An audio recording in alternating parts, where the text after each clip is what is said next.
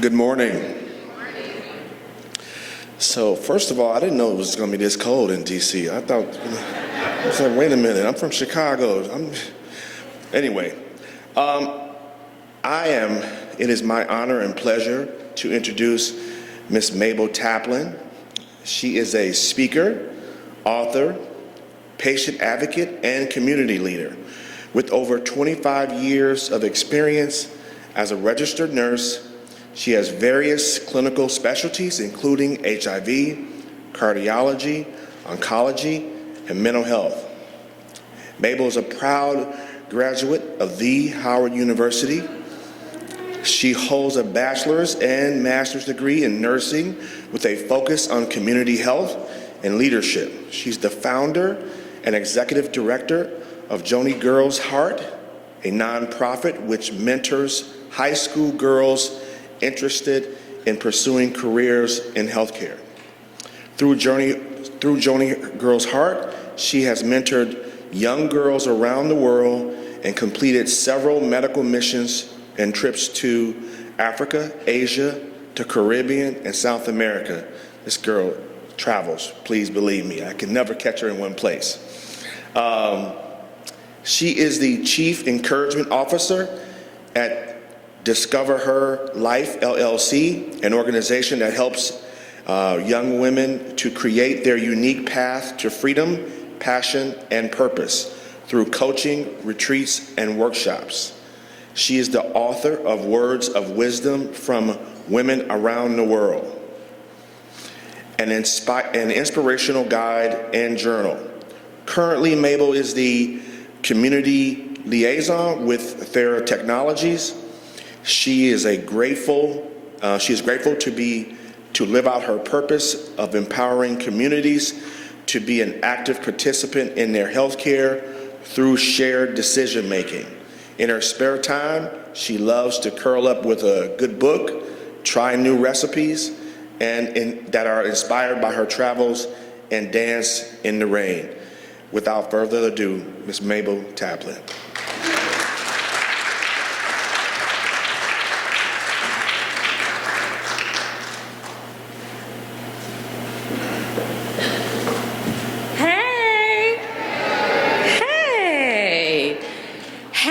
Happy Friday.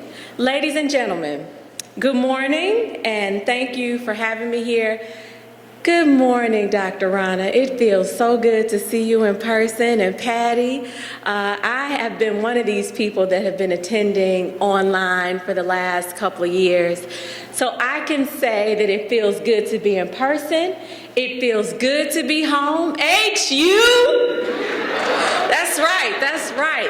I want to thank the committee of the 13th International Conference on Stigma for the opportunity to speak. I want to thank the conference organizers and the attendees.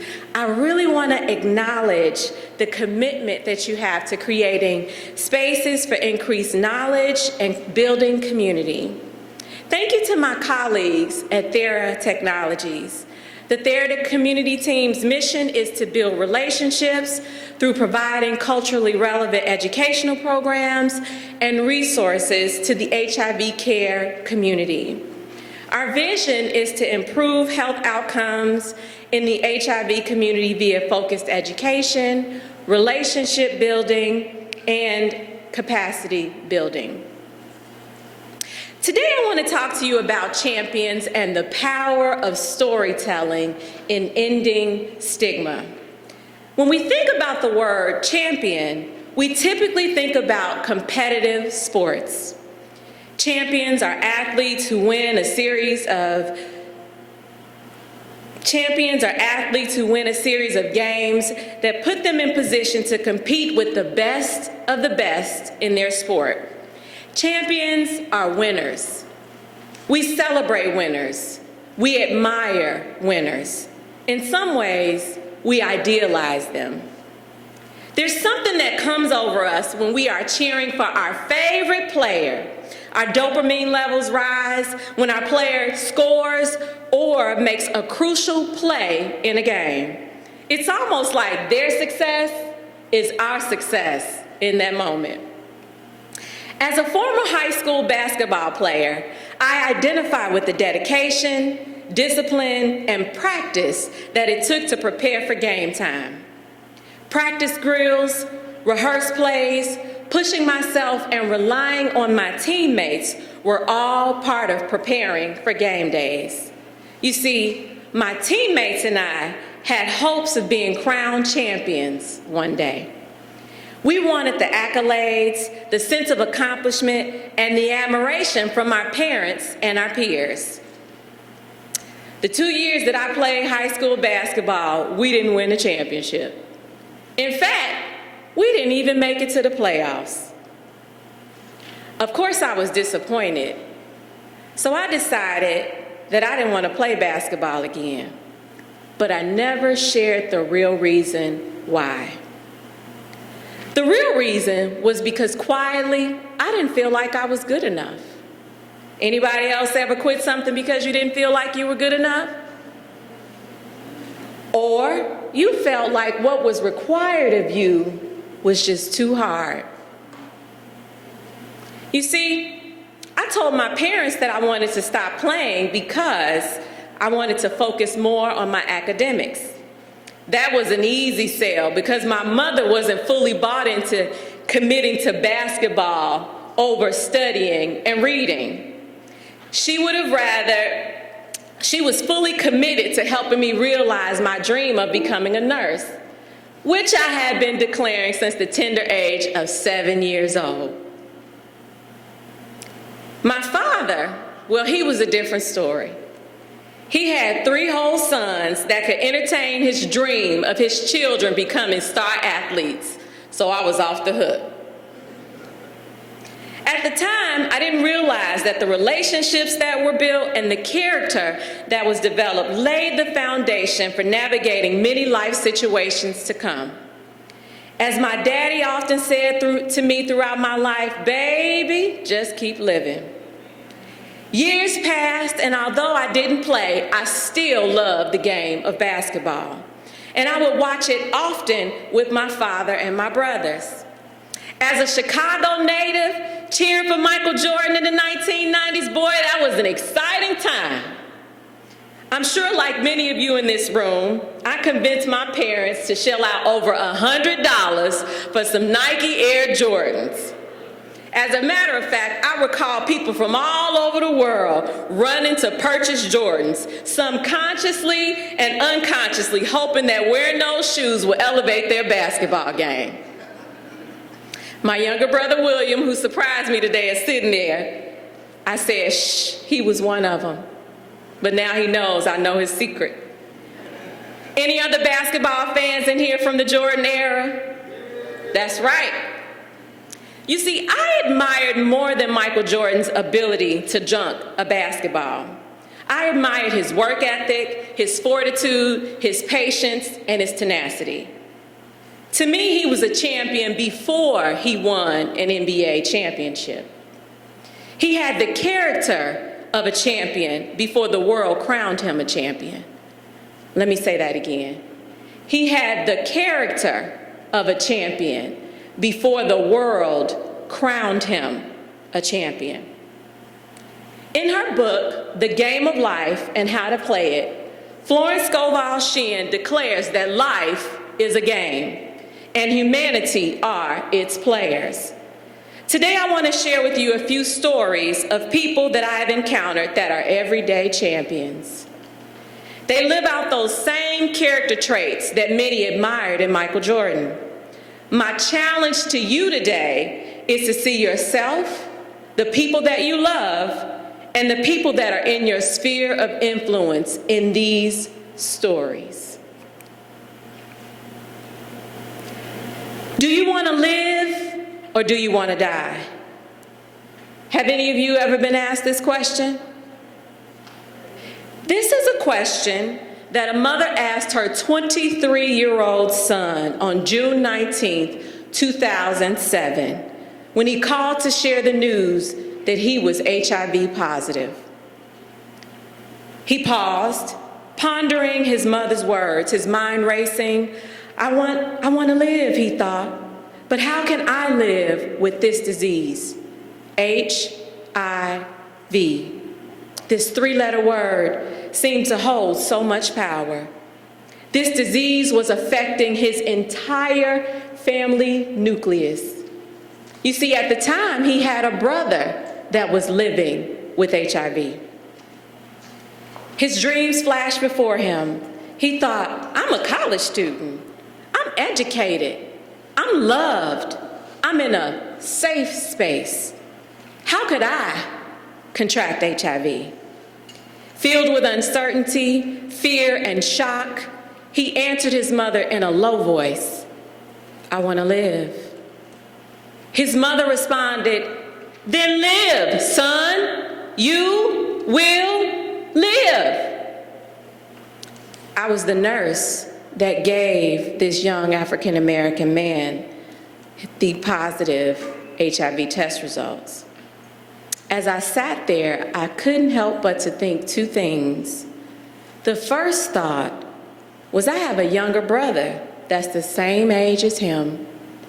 How would I want somebody to treat my brother if he was diagnosed with a chronic illness? My second thought was that I'm just 6 years older than him. What would my life be like if I was diagnosed that young with a chronic disease? This young man's name is David Roberson. 6 months after his diagnosis, he would go to that clinic at least once a week to learn more about living with HIV and to get support from the staff. He joined support groups and he became a patient advocate. Life for David was happening. His graduation from college was delayed. He struggled with mental illness, but in those moments of despair, David often recalled his answer to his mother's question, I want to live. When he found himself depressed or anxious, he wrote the word now, N-O-W, on the palm of his hand. And he would stand in the mirror, and when he looked in the mirror, he saw, I won. He looked in the mirror and he said to himself, you won. You will live. David went on to eventually finish his undergraduate degree. He became an author and international speaker, founded a nonprofit called Hope Is that creates technology-enabled mental health and social-emotional learning curriculums for youth and young adults. This past May, he finished his master's degree in social work from Columbia University. And just 2 weeks ago, he launched a podcast called Grief Called Me. You see, David trained through lived experience and academic preparation for the moments that his peers would look to him for support. He is committed and patient. He created space for others that are faced with adversity to rely on his genius and his resourcefulness. He is a leader. David is a champion. Would you agree?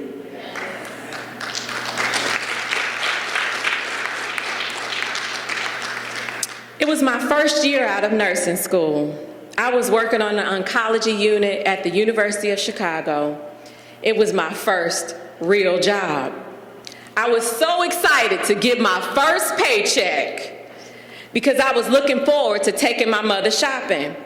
You see, I'm an only girl. I grew up in the house with my dad, my mother, and 3 brothers.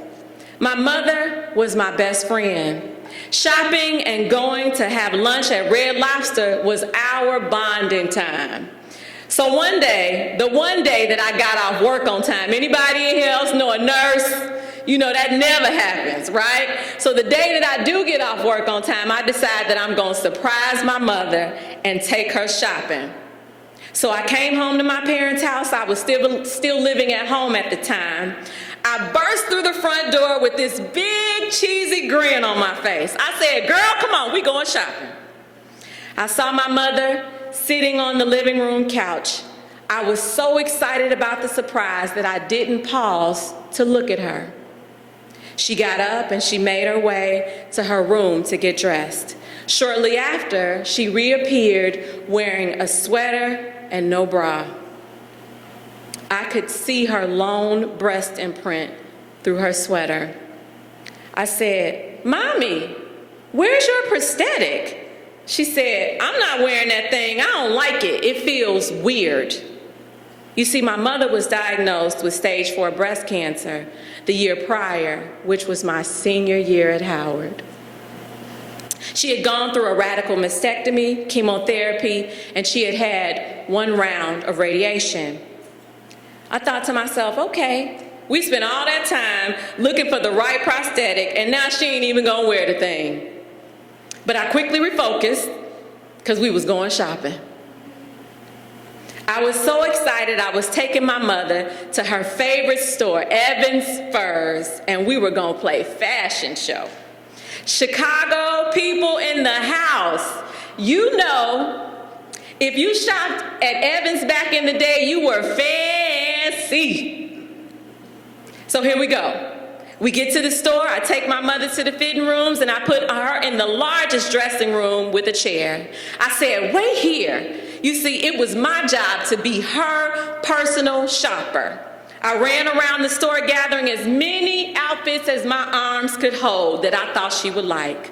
I went back to the dressing room with the outfits and I said, "Okay, girl, come on, let's go. It's fashion show time. I want you to try on each one of these outfits and come out to the front of the store and model for me."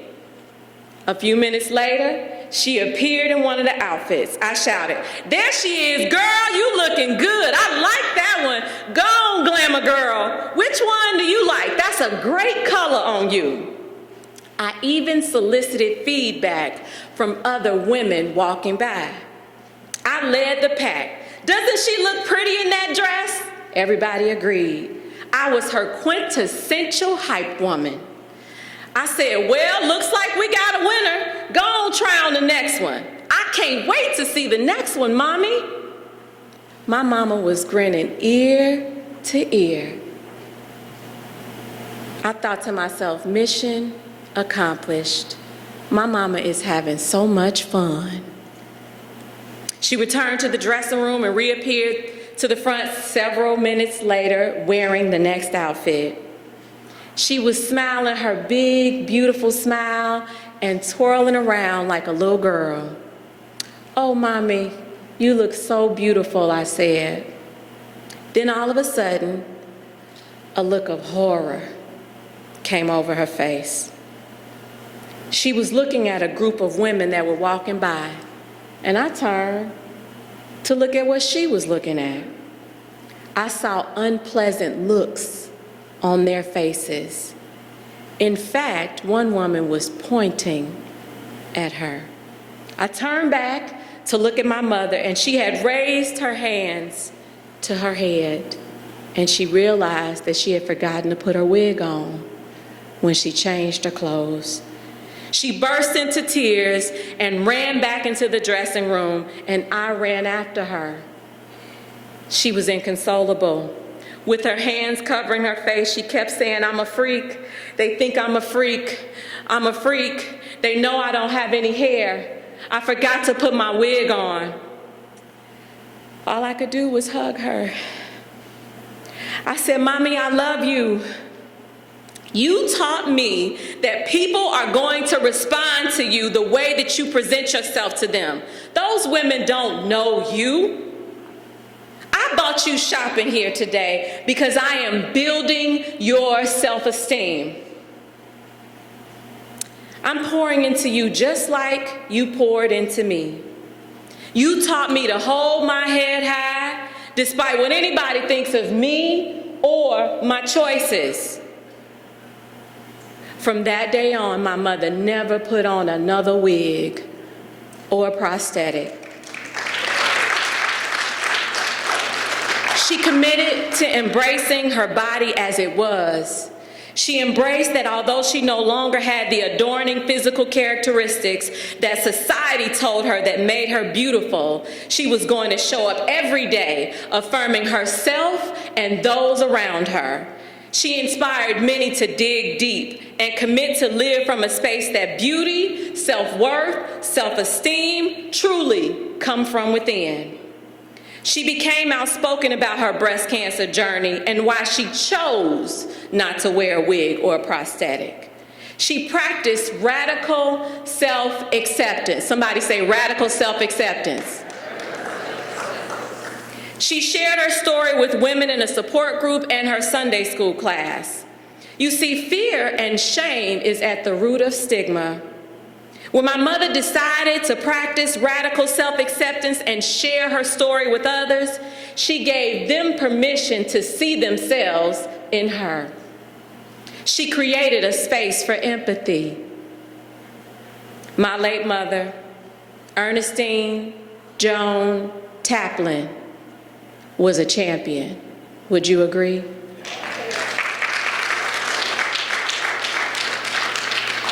Did you see yourself or somebody you know in these stories? When my father used to tell me to just keep living, I didn't have enough life experience to really understand what he was trying to tell me. He was essentially saying, don't judge what you think people should do or what you would even do when faced with certain situations. This was his way of teaching me to be more empathic. One definition of empathy is to identify with others' emotions and relating them to oneself, then drawing upon these feelings and lessons and allowing them to influence one's paradigm. Everybody under the sound of my voice has either been a patient, is currently a patient, gonna be a patient, or knows somebody who's gonna be a patient intimately. I have a challenge for you today. I want to invite you to share your stories, listen to other people's stories, and commit to practicing empathy. I believe that empathy is our superpower in fighting stigma, because at the root of stigma is fear. Fear of the unknown, fear of differences, and fear based on misinformation. Essentially, in my heart, I believe that if I can see myself in you and identify with your emotions and your lived experience, I'm less likely to be ruled by fear. I believe that creating space for storytelling identifies and celebrates champions in our everyday lives. I would like to borrow from one of my favorite groups. We are the champions, my friends, and we'll keep on fighting till the end. We will keep fighting until there is an end to health-related stigma. Remember, the best of who we are resides in the lives of those we touch. We are stronger together. To learn more about everyday champions living and thriving with HIV, please go to iamachampion.life. Enjoy the rest of the conference. Thank you.